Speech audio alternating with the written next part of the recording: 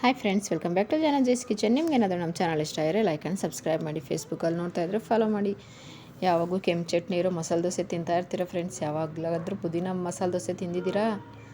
ಬನ್ನಿ ಹೇಗೆ ಮಾಡೋದು ಅಂತ ನೋಡೋಣ.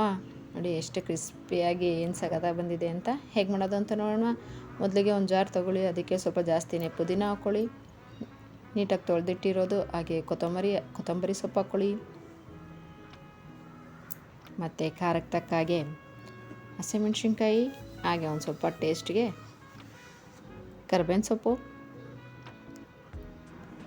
ಮತ್ತು ಒಂದು ಸ್ವಲ್ಪ ಶುಂಠಿ, ಬೆಳ್ಳುಳ್ಳಿ, ಹಾಗೆ ರುಚಿಗೆ ತಕ್ಕಷ್ಟು ಉಪ್ಪು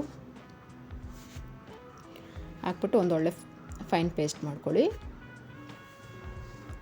ಈಗ ನಮ್ಮ ಪುದೀನ ಮಸಾಲ ರೆಡಿಯಾಗಿದೆ. ಈಗ ಒಂದು ತವಾ ಬಿಸಿ ಇಡಿ, ಒಂದು ಸ್ವಲ್ಪ ಎಣ್ಣೆ ಹಾಕಿ ಒಂದು ಟಿಶ್ಯೂ ಪೇಪರಲ್ಲಿ ನೀಟಾಗಿ ಎಲ್ಲ ವೈಪ್ ಮಾಡ್ಕೊಬಿಡಿ. ಈಗ ಇದಕ್ಕೆ 2 ಸೌಟು ದೋಸೆ ಬ್ಯಾಟರ್ ಹಾಕ್ಕೊಳ್ಳಿ, ನೀಟಾಗಿ ಸ್ಪ್ರೆಡ್ ಮಾಡ್ಕೊಳ್ಳಿ. ಜಾಸ್ತಿ ತೆಳುಗೆ ಬೇಡ, ಒಂದು ಸ್ವಲ್ಪ ತಿಕ್ನೆಸ್ಸೇ ಇರಲಿ, ಆವಾಗ ಸೂಪರಾಗಿ ಬರುತ್ತೆ. ನೋಡಿ ಫ್ರೆಂಡ್ಸ್, ಏನು ಸಖತ್ತಾಗಿ ಬಂದಿದೆ ಅಂತ ಹೋಲ್ಸ್ ನೋಡಿ ದೋಸೆ ಒಳಗೆ.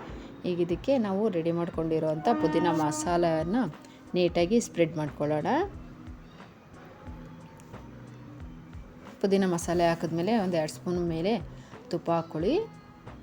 ಟೇಸ್ಟ್ ಮಾತ್ರ ಸೂಪರಾಗಿರುತ್ತೆ. ಈಗ ಇದನ್ನು ಲೋ ಟು ಮೀಡಿಯಮ್ ಫ್ಲೇಮಲ್ಲಿ ಕುಕ್ ಮಾಡ್ಕೊಳ್ಳಿ. ಮಧ್ಯೆ ಈಗ ರೆಡಿಯಾಗಿರೋ ಆಲೂ ಪಲ್ಯ ಹಾಕ್ಕೊಂಡು ಒಂದು 2 ನಿಮಿಷ ಕುಕ್ ಮಾಡ್ಕೊಳ್ಳಿ. ನೋಡಿ ಫ್ರೆಂಡ್ಸ್, ಪುದೀನ ಮಸಾಲೆ ದೋಸೆ ರೆಡಿಯಾಗಿದೆ. ನೋಡಿ ಏನು ಕ್ರಿಸ್ಪಿಯಾಗಿ ಬಂದಿದೆ. ವೆರಿ ಈಸಿ ಕೂಡ ಮಾಡ್ಕೊಳ್ಳೋದು. ಯಾವಾಗೂ ಕೆಂಪು ಚಟ್ನಿ ಮಸಾಲೆ ದೋಸೆನೇ ತಿಂತಿರ್ತೀರ, ಒಂದ್ಸಲ ಪುದೀನ ಮಸಾಲೆ ದೋಸೆನೂ ಟ್ರೈ ಮಾಡಿ.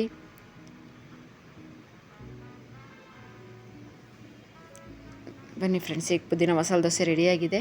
ಹೇಗಾಗಿದೆ ಅಂತ ಟೇಸ್ಟ್ ಮಾಡೋಣ. ಪಲ್ಯದ ಸೈಡಿಂದ ಎತ್ಕೋಬೇಕು ಮಸಾಲೆ ದೋಸೆ ಯಾವಾಗೂ ಕೂಡ. ಈಗ ಇದನ್ನು ಚಟ್ನಿ ಜೊತೆ ಟೇಸ್ಟ್ ಮಾಡೋಣ. ಗ್ರೀನ್ ಚಟ್ನಿನೂ ಇದೆ, ಮಾಮೂಲಿ ಕೋಕೋನಟ್ ಚಟ್ನಿನೂ ಇದೆ. ನಾನು ಕೋಕೋನಟ್ ಚಟ್ನಿ ಜೊತೆ ಟೇಸ್ಟ್ ಮಾಡ್ತಿದ್ದೀನಿ. ನಿಜವಾಗ್ಲೂ ಫ್ರೆಂಡ್ಸ್ ಸೂಪರಾಗಿ ಬಂದಿದೆ. ನೀವು ಕೂಡ ಟ್ರೈ ಮಾಡಿ, ಹೇಗಾಗಿತ್ತು ಅಂತ ಕಮೆಂಟ್ ಮಾಡಿ ತಿಳಿಸಿ. Thank you.